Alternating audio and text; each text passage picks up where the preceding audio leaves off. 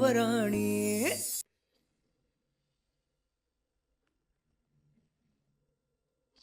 ನಿನ್ನ ಅನುಮಾನ ನಿಜ ಪುಟ್ಟ. ನಿನ್ ಮನೆಯವ್ರು ಅನ್ಕೋತಿರೋ ರೀತಿ ನಾನಿಲ್ಲ. ನೀನ್ ಏನೆಲ್ಲ ಅನುಮಾನ ಪಡ್ತೀಯೋ ಅದೆಲ್ಲ ನಿಜ. ನಾನಿರೋದೇ ಹಾಗೆ.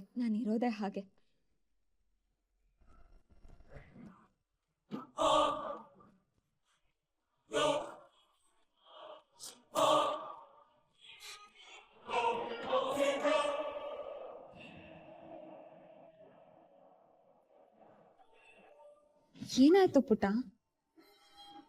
ಅಕ್ಕ, ನೀವ್ ತಮಾಷೆ ಮಾಡ್ತಿದ್ದೀರಾ ಅಲ್ಲ? ನನ್ನ ರೇಗಿಸ್ತಿದ್ದೀರಾ ಅಲ್ವಾ?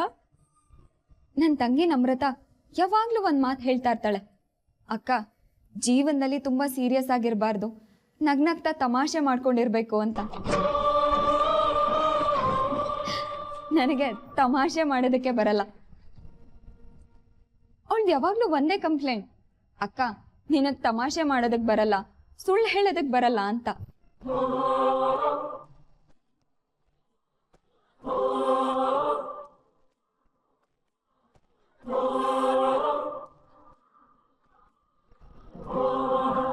ಅಕ್ಕ, ಇದು ಕೂಡ ತಮಾಷೆನೇ ಅಲ್ವಾ? ನಾನ್ ನನ್ನ ಜೀವನದಲ್ಲಿ ತಮಾಷೆ ಮಾಡ್ದವಳೆ ಅಲ್ಲ. ಒಂದ್ 2 ಸಾರಿ ತಮಾಷೆ ಮಾಡಿರ್ಬೋದು, ಅದು ನನಗೆ ಹತ್ರವಾದವ್ರ ಜೊತೆ ಮಾಡಿರ್ತೀನಿ ಅಥವಾ ನನ್ನ ಕುಟುಂಬದವ್ರ ಜೊತೆ ಮಾಡಿರ್ತೀನಿ. ಐ ಆಮ್ ಡ್ಯಾಮ್ ಶ್ಯೂರ್ ನಿನ್ನ ಜೊತೆ ತಮಾಷೆ ಮಾಡೋಷ್ಟು ನೀನು ನನ್ನ ಹತ್ರದವಳಲ್ಲ.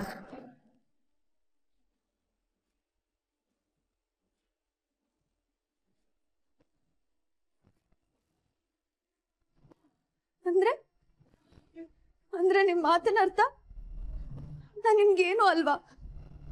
ಈ ಮನೆ ನಿಮ್ಗೇನು ಅಲ್ವಾ ಅಕ್ಕ? ನಿನ್ ಮಾತಲ್ಲಿರೋ ಕ್ವೆಶನ್ ಮಾರ್ಕ್ನ ತೆಗ್ಬಿಡು, ನಿನ್ಗೆ ಉತ್ತರ ಸಿಗತ್ತೆ.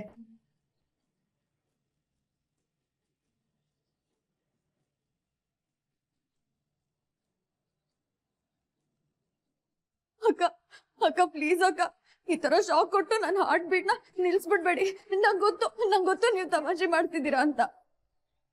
ಇಲ್ಲ ಬಂಗಾರ, I am serious. Okay, let me check. ನಿನ್ 6th ಸೆನ್ಸ್ ಏನ್ ಹೇಳ್ತಿದೆ? ನಾನು ತಮಾಷೆ ಮಾಡ್ತಿದ್ದೀನಿ ಅಂತ ಹೇಳ್ತಿದ್ಯೋ ಅಥವಾ ನಾನು ಸೀರಿಯಸ್ ಆಗಿದ್ದೀನಿ ಅಂತ ಹೇಳ್ತಿದ್ಯೋ?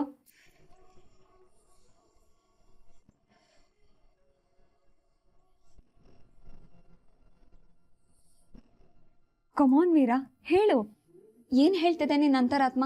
ಅಕ್ಕ, ನನ್ನ ಮೈಂಡ್ ಫುಲ್ ಬ್ಲಾಂಕ್ ಆಗಿದೆ ಅಕ್ಕ. ನಂಗೆ ಏನ್ ಹೇಳ್ಬೇಕಂತಾನೆ ಗೊತ್ತಾಗ್ತಿಲ್ಲ.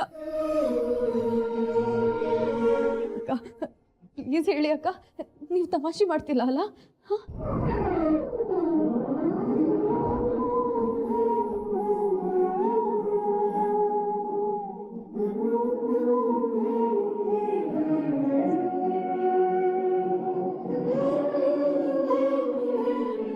ಹೇಳಿದ್ದೇನೆ ಪದೇ ಪದೇ ಹೇಳೋದಕ್ಕೆ ನನಗೆ ಬೇಜಾರಾಗತ್ತೆ ಪುಟ್ಟ.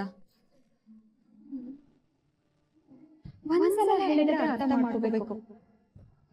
ನನಗೆ ತಮಾಷೆ ಮಾಡೋದಕ್ಕೆ ಬರಲ್ಲ. ನಾನೇನ್ ಒಂದ್ ಸತ್ಯ ಹೇಳ, ಯಾರಿಗೂ ಗೊತ್ತಾಗದೇ ಇರೋಂತ ಸತ್ಯ ನಿನ್ 6th ಸೆನ್ಸ್ ಗೊತ್ತಾಗತ್ತೆ. ಒಂದ್ ನಿಮಿಷ ಇರು, ನಿನ್ ಡೌಟ್ನೆಲ್ಲ ಒಂದೊಂದಾಗೆ ಕ್ಲಿಯರ್ ಮಾಡ್ತೀನಿ. ನಿನ್ಗೆ ಮೊದಲು ನನ್ನ ಮೇಲೆ ಡೌಟ್ ಬಂದಿದ್ ಯಾವಾಗ? ನೀನ್ ನನಗ್ ಕೊಟ್ಟು ಶಾಂತಲಮ್ಮನ್ ಗೆಜ್ಜೆನ ನಾನ್ ತೆಗ್ದು ಚೇರ್ ಮೇಲೆ ಇಟ್ಟೆ ಅಂತಲ್ವಾ?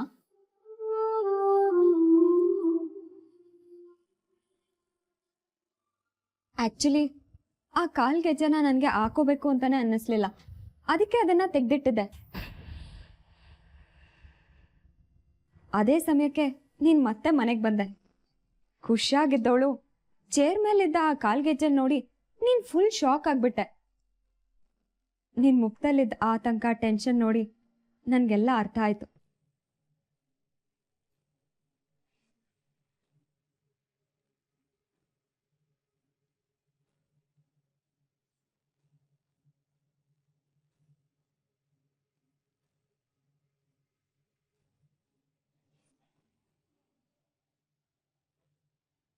ಏನೋ ಎಡವಟ್ ಮಾಡ್ಬಿಟ್ಟೆ ಅಂತ ಫೀಲ್ ಆಯ್ತು.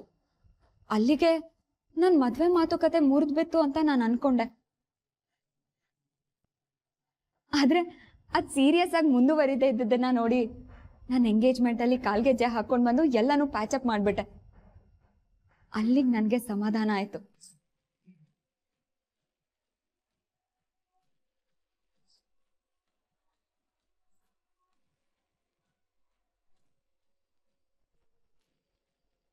ಒಂದು ಮಾತು ಹೇಳ ಪುಟ್ಟ, ನಿನ್ ಮನೆಯವ್ರಿಗೆ ನಿನ್ ವ್ಯಾಲ್ಯೂನೇ ಗೊತ್ತಿಲ್ಲ.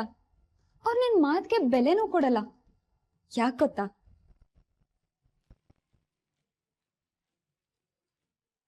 ಅದಕ್ಕೆ ಕಾರಣನೂ ನೀನೆ. ನಿನ್ ನಾನ್ ಸ್ಟಾಪ್ ಮಾತುಗಳು. ಮಾತು ಯಾವಾಗಲೂ ತೂಕವಾಗಿ ಆಚೆ ಬರಬೇಕು. ಅದನ್ನ ಪ್ರವಾಹದ ಥರ ಹರಿಬಿಡ್ತಾ ಇದ್ರೆ ಅದಕ್ಕೆ ಯಾರೂ ಬೆಲೆ ಕೊಡಲ್ಲ. ನೀನು ಅವತ್ತೇ ಗೆಜ್ಜೆ ಬಗ್ಗೆ ಓವರ್ ರಿಯಾಕ್ಟ್ ಮಾಡಿದೆ ಎಲ್ರಿಗೂ ಸಮಾಧಾನವಾಗಿ ಅರ್ಥ ಮಾಡಿಸಿದ್ರೆ ಇವತ್ತಿಂಥ ಪರಿಸ್ಥಿತಿ ಬರ್ತಾನೆ ಇರಲಿಲ್ಲ ಪುಟ್ಟ.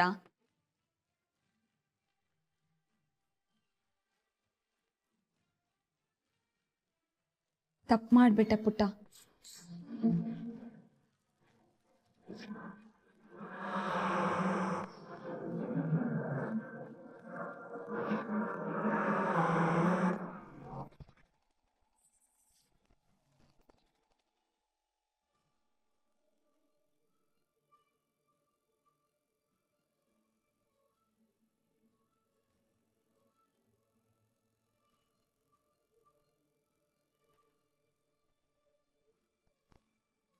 ಇನ್ನು ನನ್ನ ಕೈಲಿ ಕಾಯಕ್ಕಾಗಲ್ಲಪ್ಪ. ನಾನು ಹೋಗಿ ನೋಡ್ಕೊಂಡು ಬರ್ತೀನಿ. ಮಾ, ಅವಳು ಡಿಸ್ಟರ್ಬ್ ಮಾಡಬೇಡಿ ಅಂತ ಅಷ್ಟೊಂದು ರಿಕ್ವೆಸ್ಟ್ ಮಾಡ್ಕೊಂಡು ಹೋಗಿದ್ದಾಳೆ. ಈಗ ನೀವು ಅಲ್ಲಿಗೆ ಹೋದ್ರೆ ಬೇಕು ಅಂತ ತೊಂದರೆ ಕೊಟ್ಟ ಹಾಗಾಗಲ್ವಾ? ಅಯ್ಯೋ, ಅವಳಿಗೆ ತೊಂದರೆ ಆದರೆ ಆಗ್ಲಿಪ್ಪ, ಆದರೆ ಅಹಲ್ಯಂಗೆ ತೊಂದರೆ ಆಗಬಾರ್ದು. ಮನೆಗೆ ಬಂದು ಮೊದಲನೇ ದಿನಾನೇ ಮನಸ್ಸು ಮುರಿಯೋ ಕೆಲಸ ಮಾಡಿದ್ರೆ ಅದನ್ನು ಯಾರೂ ಒಪ್ಪಲ್ಲ. ಅದು ಸರಿನೂ ಅಲ್ಲ. ಪ್ರಣಮ್, ಪ್ರಣಮ್. ಹಾಮ ಪ್ರಣಮ್, ಮೀರಾ ಅಹಲ್ಯ ಅದಕ್ಕೆ ರೂಮ್ಗೆ ಹೋಗಿ ತುಂಬ ಹೊತ್ತಾಯ್ತು. ಅವಳನ್ನ ಕರ್ಕೊಂಡು ಬಾಪ. ಪ್ರಣಮ್, ನಿಂತ್ಕೋ.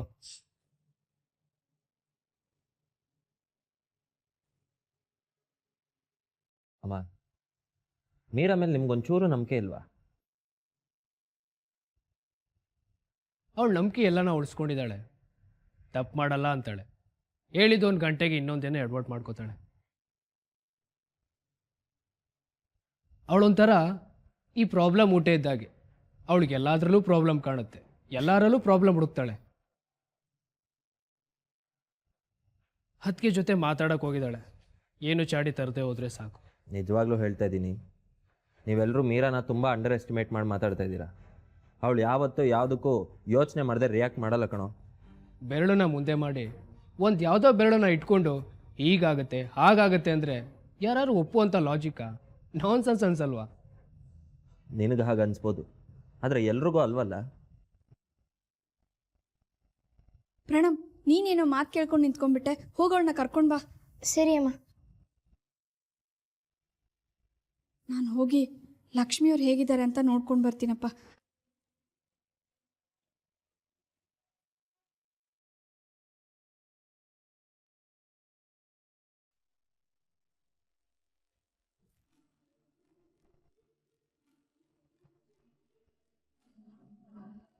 ಅಕ್ಕ ಅಂತ ಪ್ರೀತಿಯಿಂದ ಬಾಯಿ ತುಂಬ ಕರೀತ್ಯ. ಅಕ್ಕ ಆಗಿ ತಂಗಿಗೆ ಬುದ್ಧಿ ಮಾತು ಹೇಳೋದು ಧರ್ಮ ಅಲ್ವಾ? ನನಗೆ ನಿನ್ಕಂಡ್ರೆ ಪ್ರೀತಿ ಇದೆ ಪುಟ್ಟ. I am serious. ನಾನು ಸುಳ್ಳು ಹೇಳಲ್ಲ. ನಿನ್ನ ಮೇಲೆ ನನಗೆ ಪ್ರೀತಿ ಇದೆ. ಅದಕ್ಕೆ ಅಕ್ಕ ಆಗಿ ತಂಗಿಗೆ ಒಂದು ಫ್ರೀ ಸಜೆಷನ್ ಏನು ಅಂದರೆ, ಮಾತಾಡೋದನ್ನ ಕಡಿಮೆ ಮಾಡು. ನೀನು ಮಾತಾಡಿದ್ರೆ ಅದನ್ನ ತೆಗೆದು ಹಾಕೋ ಆಗಿರಬಾರ್ದು. ನೀನು 100 ಮಾತಾಡಿ ಅದರಲ್ಲಿ 1 ಸತ್ಯ ಇದ್ರೆ 90 ಮಾತು ಅದನ್ನ ತಿಂದು ಹಾಕ್ಬಿಡುತ್ತೆ. ಅದೇ ನೀನು ಮಾತಾಡದೆ 2ರಿಂದ 3 ಮಾತಾದ್ರೆ ಆ ಮಾತುಗಳು ಎಲ್ಲರೂ ಮನಸ್ಸಲ್ಲೂ ಇಳಿಯುತ್ತೆ. ಅಕ್ಕ ಅಕ್ಕ ಪ್ಲೀಸ್ ಅಕ್ಕ, ನಿಮ್ಮ ಮಾತು ನನಗೆ ಭಯ ಹುಟ್ಟಿಸ್ತಿದೆ. ಐಮ್ ಸಾರಿ ಅಕ್ಕ. ನಾನು ನಿಮಗೆ ಸತಾಯಿಸಿದೆ ಅಂತ ಅಲ್ವಾ ನೀವು ನಂಗೆ ಕಾಡಿಸ್ತಿರೋದು. ಐಮ್ ಸಾರಿ ಅಕ್ಕ. ನಿಮ್ಮ ದಮ್ಮಯ್ಯ ಅಂತೀನಿ. ಈ ಆಟನ ಇಲ್ಲೇ ನಿಲ್ಲಿಸ್ಬಿಡಿ. ನಂಗೆ ಉಸಿರಾಡೋಕ್ಕೂ ಕಷ್ಟ ಆಗ್ತಿದೆ. ನನ್ನ ಕೈಕಾಲೆಲ್ಲ ನಡಕ್ತಿದೆ. ಐಮ್ ಸಾರಿ ಅಕ್ಕ, ಐಮ್ ಸಾರಿ. ಇಲ್ಲ ಪುಟ್ಟ, ರಿಲ್ಯಾಕ್ಸ್. ನಿನ್ನಿಂದಾಗಿ ನನಗೆ ಬೇಕಾದನ್ನ ಪಡ್ಕೋತಾ ಇದ್ದೀನಿ. ಅದಕ್ಕೆ ನಿನ್ನ ಹತ್ರ ನನ್ನ ವಿಷಯನ ಶೇರ್ ಮಾಡ್ಕೋತಾ ಇದ್ದೀನಿ. ನಿನ್ ಬುದ್ಧಿವಂತಿಕೆ ನೋಡಿ ನನಗೆ ತುಂಬಾ ಖುಷಿ ಆಯ್ತು, ಹಾಗೆ ಭಯನೂ ಆಯ್ತು. ಹಾ, ಒಂದ್ ಇನ್ಸಿಡೆಂಟ್ ನೆನಪಾಯ್ತು ನೋಡು. ಸಾಕೇತವ್ರು ನನಗೆ ಹೂ ಕೊಟ್ರಲ್ಲ, ಅವಾಗ ನಾನು ಏನೋ ಗಡಿಬಿಡಿಲಿದ್ದೆ. ಓಕೆ, ಎಲ್ಲ ಗೊತ್ತಾದ್ಮೇಲೆ ಇನ್ನೇನ್ ಮುಚ್ಚಿಡೋದು. ರಜತ್ ಅವತ್ತು ನನ್ನನ್ನ ಫಾಲೋ ಮಾಡ್ತಾ ಇದ್ದ. ಅವನ ಕೈಲಿ ಎಲ್ಲಿ ಸಿಕ್ಬೀಳ್ತೀನೋ ಅನ್ನೋ ಭಯದಲ್ಲಿ ನಾನು ಅಲ್ಲಿಂದ ಹೊರಟಿದ್ದೆ. ಆ ಗಡಿಬಿಡಿಲಿ ಸಾಕೇತ್ ಕೊಟ್ಟು ಹೂನ ನಾನು ಎಲ್ಲೋ ಬೀಳಿಸ್ಕೊಂಡ್ಬಿಟ್ಟೆ. ಆಕ್ಚುಲಿ ಅವತ್ ನೀನ್ ನನ್ನನ್ನ ಕೂಗಿದ್ದು ನನಗ್ ಕೇಳಿಸ್ತು.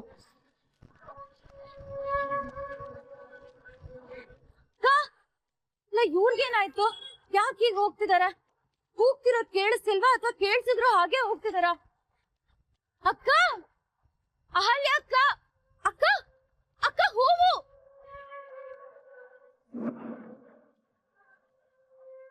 ಬಟ್ ಅವಾಗ ನಿಂತ್ಕೊಳ್ಳೋ ಪರಿಸ್ಥಿತಿಯಲ್ಲಿ ನಾನು ಇರ್ಲಿಲ್ಲ.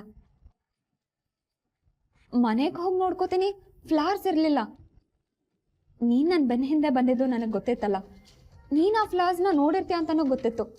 ಅದಕ್ಕೆ ತಕ್ಷಣ ಕಾಲ್ ಮಾಡಿ ಸಾರಿ ಕೇಳಿದ್ದು.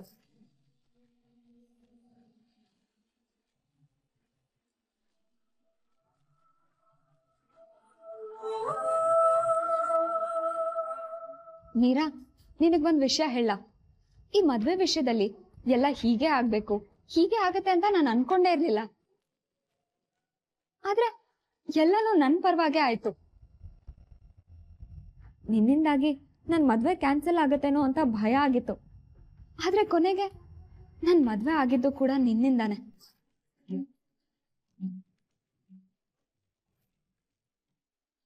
ನಿಜ ಹೇಳ, ನಾನೀ ಮನೆ ಸೊಸೆ ಆಗ್ತೀನಿ ಅಂತ ನನ್ ಕನಸಿನಲ್ಲೂ ಅನ್ಕೊಂಡಿರ್ಲಿಲ್ಲ. ಆದ್ರೂ ಸೊಸೆ ಆದೆ. ಅದ್ರಲ್ಲೂ ಒಂದು ಟ್ವಿಸ್ಟ್ ಇತ್ತು. ನಾನ್ ಸೊಸೆ ಆಗೋದನ್ನ ತಪ್ಸೋದಕ್ಕೆ ನೀನ್ ನನ್ನ ಎದುರಿಗಿದ್ದೆ. ನಿನ್ ಬೆರಳು ಕುಮಾರನ್ ಭವಿಷ್ಯ, ನಿನ್ ಸಿಕ್ಸ್ತ್ ಸೆನ್ಸ್, ನಿನ್ ಜಾಣತನ ಇದೆಲ್ಲ ನಿನ್ ದಾರಿ ತೋರಿಸ್ತಾ ಇದ್ರು ಕೂಡ ವಿಧಿ ನಿನ್ ದಾರಿ ತಪ್ಪೋ ಹಾಗೆ ಮಾಡ್ತು. ನಿನ್ ಅನುಮಾನನ ನಿನ್ ಮನೆಯವ್ರ ಹತ್ರ ನೀನ್ ಹೇಳ್ಕೊಟ್ಟಾಗ ಮನೆ ಮಗಳ ಮಾತನ್ನ ಮನೆಯವರೇ ಕೇಳಲಿಲ್ಲ. ನನಗೆ ತುಂಬಾ ಬೇಜಾರಾಯ್ತು. ನನಗೆ ಬೇಜಾರಾಗುವಾಗ ನಿನಗೆ ಬೇಜಾರಾಗದೆ ಇರತ್ತಾ ಅಲ್ವಾ ಪುಟ್ಟ?